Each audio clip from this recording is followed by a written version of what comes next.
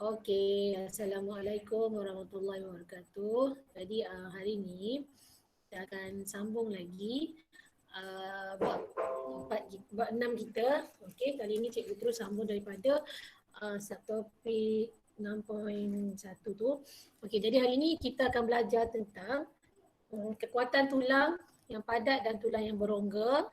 Kemudian kita juga akan belajar tentang faktor kestabilan haiwan. Maksudnya apa yang mempengaruhi kestabilan satu-satu haiwan ni supaya dia tidak jatuh. Kemudian kalau sempat kita juga akan masuk sedikit tentang pergerakan dan pertumbuhan manusia. Jadi itu yang awak akan belajar hari ini.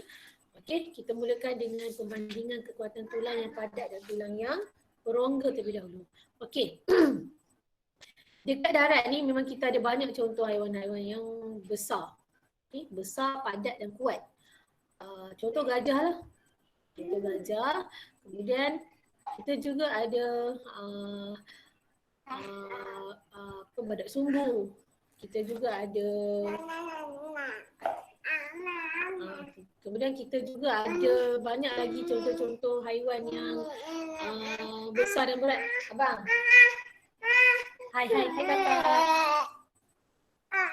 Okey. Kemudian jadi apa yang menyebabkan haiwan-haiwan darat ni besar?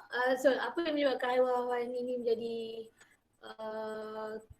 tulang dia besar, padat dan kuat adalah kerana dia nak menyokong berat badan dia tu sendiri. Contoh kulit gajah. Kulit gajah, kulit badak sumbu tidaklah senipis kulit macam manusia ni. Jadi logiknya kalaulah tulang gajah dengan tulang badak sumbu ni tak kuat, dia nak tampung berat kulit dia sendiri pun dah bermasalah. Okey. Kemudian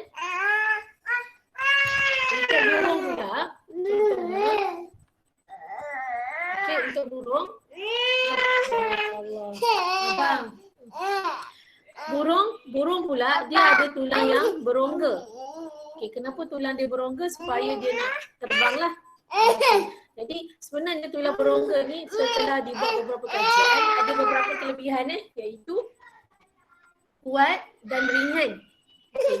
Sebab itulah walaupun burung helang tu besar, saiznya besar tapi dia masih boleh terbang. Kemudian membenarkan vertebrata bergerak dengan lebih cepat. Okey, disebabkan dia ni ringan dan kuat, jadi dia boleh bergerak dengan cepat. Okey. Kemudian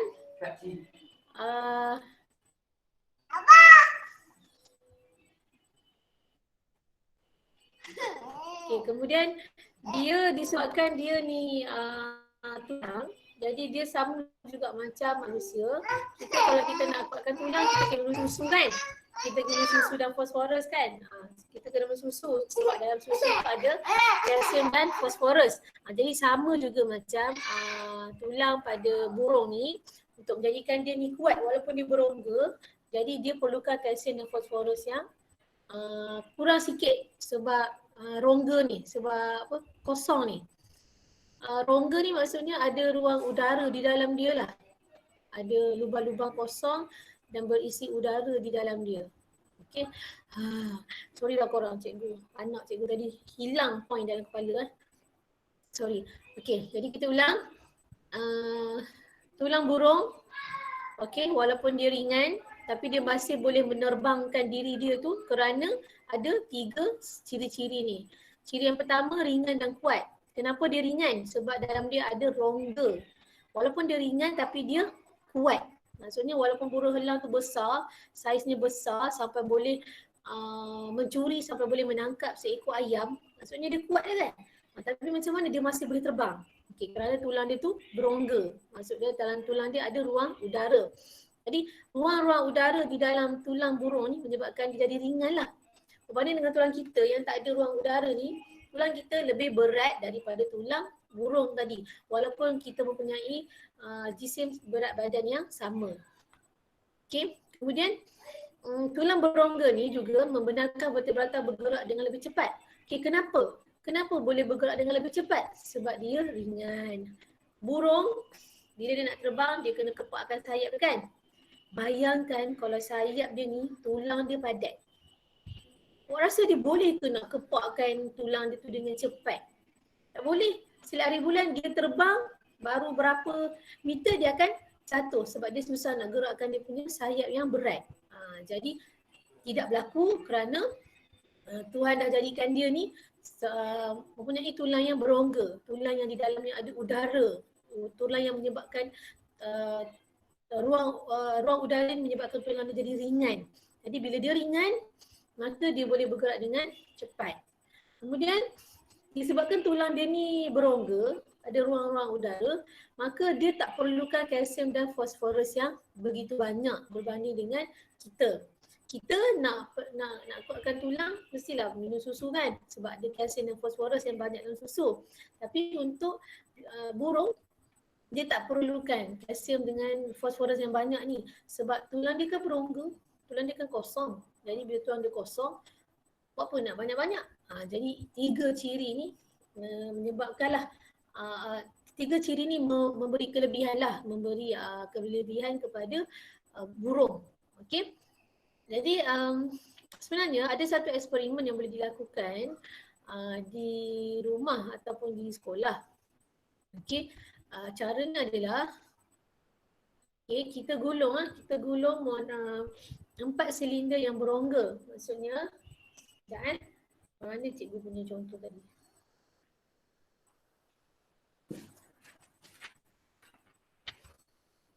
Okay, ini adalah kertas A4.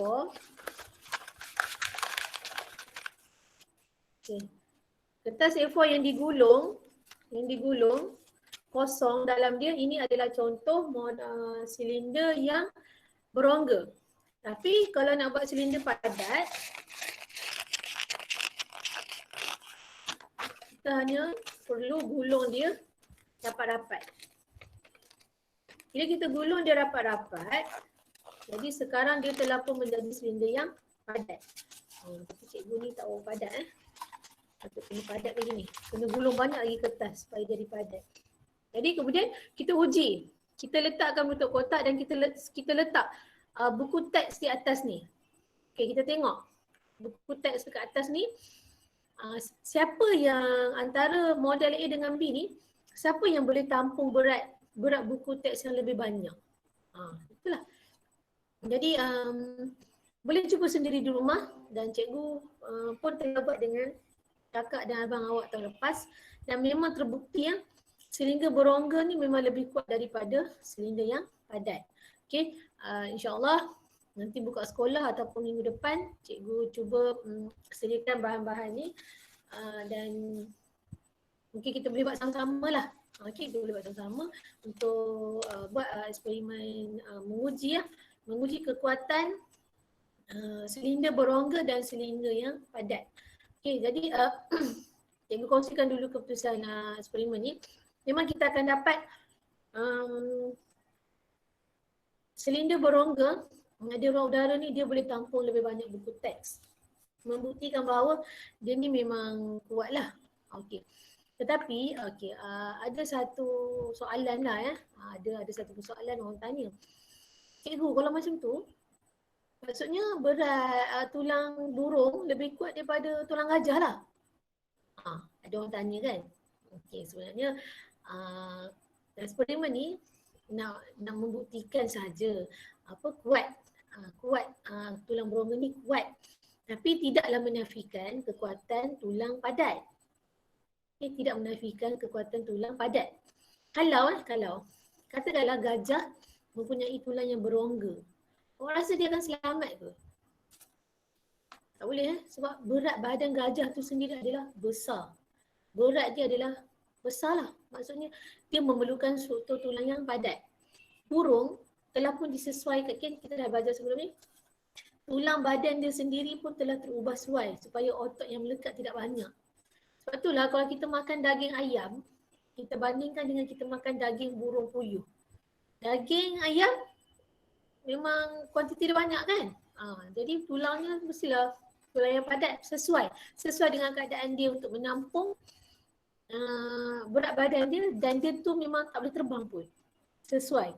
Dan burung pula sesuai dengan keadaan dia untuk terbang. untuk kehidupan dia tu sebagai untuk kehidupan untuk proses hidup dia tu yang berada di udara tu sesuai dengan dia. Jadi tulang dia juga adalah sesuai dengan dia, rongga, kosong.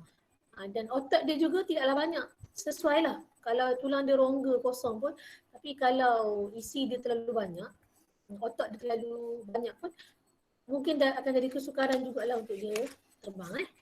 Okey. Ada soalan tanya tak tentang tulang berongga dengan tulang padat? Ada soalan tanya? Okey, kalau tak ada, cikgu sambung pada sistem sokongan dengan faktor kestabilan haiwan. Okey. Ada dua gambar.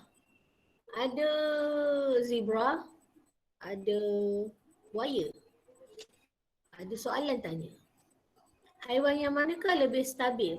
Bolehkah anda terangkan? Yang mana lebih stabil? Buaya ke kuda belang? Cuba, ada siapa nak jawab tak? Siapa lebih stabil? Ada Yumeko Saotome. Ada... Kuda belang cikgu. Buaya ke cikgu? Okey, kenapa buaya yang stabil?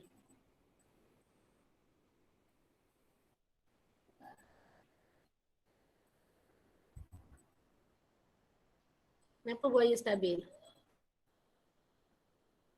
Kita tengok buaya. Buaya badan dia jauh daripada tanah ke dekat dengan tanah? Dekat dengan tanah cikgu. Dekat dengan tanah. Awak pernah tengok tak video ke TV ke buaya kalau dia berlari macam mana? Laju kan? Terkedek-kedek, laju. Terkedek-kedek tu sebab kaki dia pendek lah. Tapi dia tu boleh lari dengan laju. Sebab dia seimbang. Tapi tidaklah juga mengatakan kuda belang ni tidak seimbang. Seimbang juga, cumanya dari segi kestabilan buaya ni memang lebih stabil. Okay? Dan kuda belang ni juga boleh meningkatkan kestabilan dia sendiri. Okay, kita tengok seterusnya. Okay. Kedua-dua haiwan ni mempunyai titik keseimbangan yang berbeza. Okay, pertama sekali ada dua cara macam mana kita nak tengok titik keseimbangan. Titik keseimbangan ni adalah berdasarkan ataupun dipengaruhi oleh dua faktor. Faktor pertama adalah pusat graviti dan faktor kedua adalah luas tapak. Okay, kita tengok dulu pusat graviti. Okey, ini ada gambar seekor zirafah. Zirafah kalau kita ikut logik kan, mana stabil, tinggi. Cuba awak tolak kawan awak yang tinggi dengan kawan awak yang rendah. Siapa yang lebih senang jatuh? Yang tinggi ke yang rendah? Of course yang rendah lebih susah nak jatuh sebab dia rendah. Kenapa dia susah jatuh? Sebab pusat graviti dia adalah rendah. Berbanding dengan orang yang tinggi, kadang-kadang awak tolak sikit pun dia dah terbush jatuh. Kenapa? Sebab pusat graviti dia tinggi. Okay. Jadi antara zirafah dengan buaya, of course zirafah lebih mudah dijatuhkan. Kenapa? Sebab pusat graviti dia lebih tinggi. Berbanding dengan buaya, susah nak jatuhkan buaya. Ada ke orang pernah jatuhkan buaya? Macam tak ada kan? Kenapa? Sebab pusat graviti dia rendah. Tak mungkin awak boleh menjatuhkan buaya dengan begitu mudah. Datang tepi, tolak buaya jatuh. Susah. Susahlah. Boleh jatuh tapi susah. Okey, jadi pusat graviti. Pusat graviti adalah titik keseimbangan suatu sistem sokongan atau objek. Okey, dia selalunya berada di tengah-tengah objek tu. Okey, selalunya berada di tengah-tengah objek. Jadi kalau kita manusia ni, titik keseimbangan kita ada kat mana? Pusat. Okey, itulah nak bagi mudah fahamnya di situ. Okey. Jadi titik keseimbangan ialah titik keseluruhan berat sistem sokongan atau objek yang bertindak untuk mengimbangi kedudukan sistem sokongan atau objek tersebut. Jadi untuk manusia ni, kita punya sistem sokongan, kita punya titik keseimbangan dekat pusat lah, tengah-tengah. di situlah berat badan ataupun berat kita punya keseluruhan ni tertumpu. Okey, bertindak untuk mengekalkan keseimbangan. Jadi pusat graviti ni, kedudukan dia ni memainkan peranan penting lah. Okey, secara umumnya haiwan yang mempunyai pusat graviti yang rendah lebih stabil daripada haiwan yang mempunyai pusat graviti yang tinggi. Okey, contohlah ada kura-kura, buaya dengan zirafah. Yang paling stabil of course buaya, kemudian diikuti oleh kura-kura dan terakhirnya adalah zirafah. Okey, sebab semakin rendah pusat graviti semakin stabil sesuatu objek. Okay. Kemudian kita dah bincang pusat graviti. Satu lagi adalah luas tapak. Tengok ni gambar yang tadi tu, gambar buaya dengan apa, kuda belang ni. Cikgu bagi besar. Okey, ni kuda belang ni, luas tapak yang tersentuh dengan permukaan bawah ni hanyalah luas dia punya tapak kaki ni je. 1, 2, 3, 4. Berbanding dengan buaya tengok keseluruhan badan dia, boleh dikatakan hampir keseluruhan badannya berada di permukaan. Okey, tengok dia punya kaki. Kaki dia pun lebih lebar daripada kaki kuda belang. Tengok badan dia pun hampir kepada permukaan bawah ni. Jadi dia ni, luas tapak dia ni, luas permukaan tapak dia ni lebih besar berbanding dengan kuda belang. Maka menyebabkan buaya ni jadi lebih stabil. Ya, tengok ni ya. Faktor yang mempengaruhi kestabilan sesuatu objek. Okey, tengok ni. Okey, pusat graviti. Ni objek yang tinggi. Pusat graviti kat tengah kat tengah. Nampak? Dia ni kurang stabil berbanding dengan yang P ni. Okey, jadi P ni lebih stabil lah. Dan luas tapak, tengok. Sama saiz dengan S, tetapi tengok tapak yang menyokong berat ni. Tengok ni dia punya luas dia adalah kecil, tapi ni luas tapak dia adalah besar. Okey, nampak So dia ni kangkang. Bila dia kangkang, dia merendahkan pusat graviti dia lah. Kemudian dia punya keluasan dia pada permukaan benda yang dipijak tu lebih besar. Jadi dia menyebabkan R ni lebih stabil daripada S. Okey, konsep ni jugalah sebenarnya menerangkan tentang kereta Formula 1. Kereta Formula 1 nampak Tengok tayar dia. Besar. Luas permukaan besar. Tengok ni, bawah ni. Luas permukaan ni, ada ni, besar. Body dia juga adalah besar. Luas permukaan dan dia adalah rendah. Kereta Formula 1 memang rendah. Lebih kurang tinggi motor tu. Jadi bila dia rendah, dia lebih stabil sebab pusat graviti dia juga akan jadi rendah. Okey, faham jadi inilah dua faktor yang mempengaruhi kestabilan objek. Pusat graviti dan luas tapak. Okey. Ada soalan nak tanya?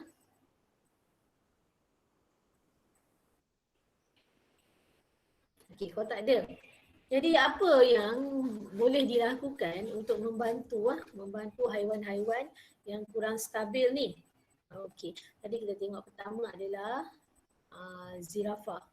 Awak mesti apa-apa pun mesti kaitkan dengan dua faktor yang menyokong kestabilan tu. Luas tapak, pusat graviti. Luas tapak, pusat graviti. Pusat graviti, luas tapak. Pusat graviti, luas tapak. Jawapan mesti berkaitan antara dua tu. Ini adalah gambar zirafah. Zirafah yang cuba minum air. Okey. Bayangkan kalau zirafah ni berdiri minum air macam biasa tapi tak kangkang kaki. Nak minum, berdebus, jatuh. Sebab tak stabil. Jadi apa dia buat? Dia kangkangkan kaki dia supaya luas permukaan, luas tapak ni menjadi besar dan pada masa yang sama pusat graviti dia juga menjadi rendah. Okey, tindakan dia merendahkan pusat graviti zirafah. Okey. Jadi bila dia kangkang kaki dia, dia meluaskan tengok tapak kaki dia ni berada jauh, jadi luas permukaan jadi besar, dan bila dia rendahkan badan dia, automatik pusat graviti dia juga menjadi semakin rendah. Jadi kedua-dua faktor ni menyebabkan dia stabil dan dia tidak jatuh semasa dia cuba minum air di kolam ke di mana-mana lah. Okey. Sama juga untuk kangaroo. Kangaroo kita tengok dia hanya boleh melompat. Tak ada kangaroo yang boleh berjalan. Tak boleh kangaroo tak boleh jalan. Tulang dia tu, struktur tulang dia tu tidak membenarkan kangaroo berjalan. Jadi kangaroo hanya boleh melompat. Okey. Jadi kan kangaroo ni melompat guna dua kaki je. Dua kaki depan ni tak membantu pun. Tapi tak boleh kata tak membantu Jadi sebenarnya dia dibantu oleh sokongan daripada ekor. Ya. Kangaroo melompat dan berdiri menggunakan dua kaki belakang. Kaki hadapan kangaroo tidak digunakan untuk berdiri. Tak guna untuk berdiri ya. Jadi ini menyebabkan kangaroo tidak stabil dan mudah tumbang ketika tidak bergerak. Kalau masa dia bergerak, okeylah, tak adalah dia terjatuh. Tapi bila dia berhenti, bila kangaroo berhenti, dia boleh terjatuh sebab dia jadi tidak stabil sebab berat badan haiwan darat ni tertumpu kepada tulang lengkungan pelvis ni. Okay, jadi bagi mengatasi masalah ini, kangaroo menggunakan ekornya sebagai sistem sokongan bagi mengelakkan dia bertumbang. Nampak apa dia buat ekor dia? Korang tahu kan, ekor kangaroo kuat sekali dia libas, memang jauh lah kau pergi. Ekor kangaroo memang kuat. Sebab tu kalau awak tengok video kangaroo bergaduh, dia akan gunakan tapak kaki dia akan gunakan kaki belakang dia dengan guna ekor. Okay, jadi ekor ni digunakan sebagai tongkat. Okay, jadi dia akan menambah luas tapak kangaroo ketika tidak bergerak. Nampak ni? Ni yang menyentuh permukaan besar dan luas antara luas ni juga jadi besar menyebabkan dia stabil bila tidak bergerak. Faham dua cara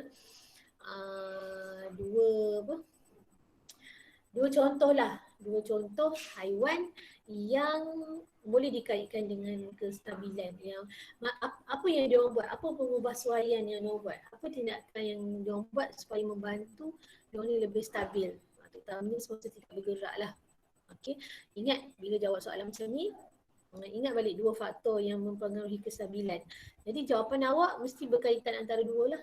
Sama ada luas tapak atau pusat graviti. Sama ada pusat graviti atau luas tapak.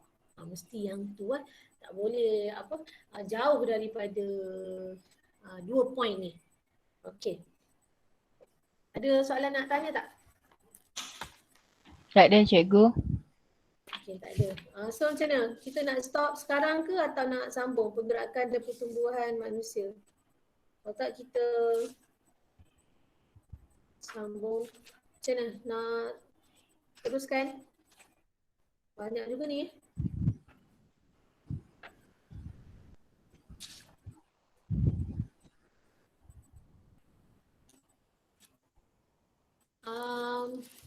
Esok, okay, cikgu rasa cikgu stop kat sini setengah jam je.